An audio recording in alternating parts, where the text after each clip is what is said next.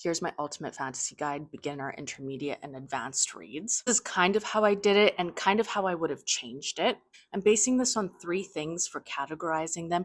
For the most part, faster pace. I'm looking for accessible writing and a digestible world. Enjoy them at any point in your reading journey. For beginner reads, we have The Shadow of the Gods. This is if you want Norse mythology and Vikings. Empire of the Vampire, if you want vampires, a dark, gritty world, and a little bit of romance. If you want heist, then The Lies of Locke Lamora. Red Rising for a sci-fi epic with lovable characters. And for some murder mystery, you might want to try The Justice of Kings. Bone Saga for that Peaky Blinders Godfather vibe. Now moving into the intermediate category, I have the Stormlight Archive. You might be going in here just because of the size of these things, and the pacing's not always consistent, but the writing is very digestible.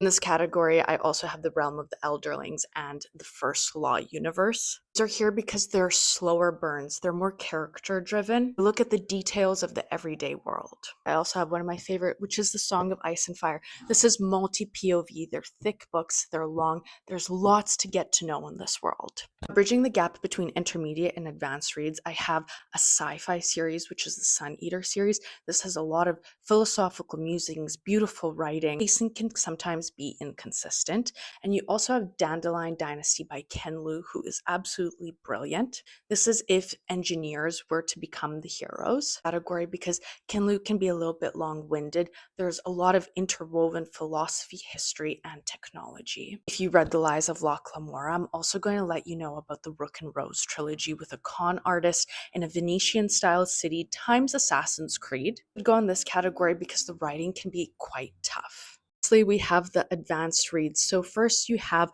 Malazan Book of the Fallen. Now, this series is not as complicated as everyone makes it out to be, but it is still complicated. Evan Erickson does not hold your hand in this series.